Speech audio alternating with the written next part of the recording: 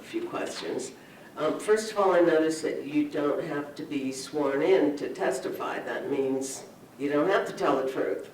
And unfortunately, there's been a lot of untruths told today. Legislation to ban this natural gas extraction known as hydraulic fracking has been framed by environmental groups as posing a serious threat to the environmental integrity of Maryland.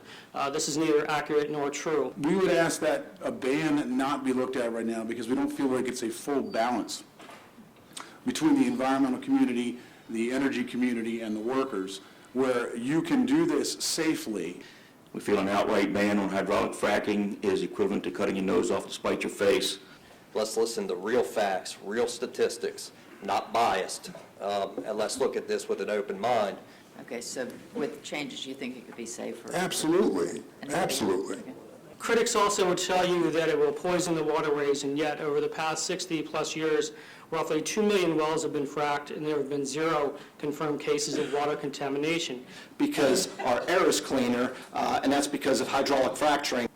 Let me be clear, regardless of some of the things that we've heard here today, our top priority is to provide energy in a safe, technologically sound way with the least possible impact on the environment. So I've had a lot of references to the studies that conducted at Johns Hopkins and Yale and some of these larger institutions.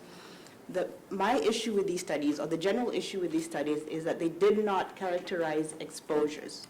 Exposures are very important. You can be in a room with chemicals that are toxic, but as long as you're not exposed to it, you should be okay.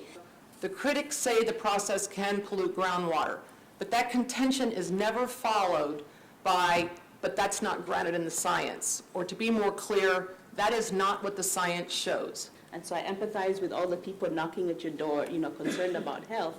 And what I would say is that the science that they're relying on is being misrepresented. NFIB is opposed to prohibiting natural gas extraction in this area because of the jobs that we proffer will come to the area. The tourism isn't going to leave as long as it's done in a nice, safe manner. I don't believe in banning anything. I do want to go on record that I will not be consuming a glass of whatever is taken out of the ground at a fracking site. I know why we are here. I know what's driving us. We're the environment, our homes, my grandchildren, where we live, everything that Kyle just described about the county. I know why we are here. Why are all these people from the gas industry wanting to just come in and take over my home?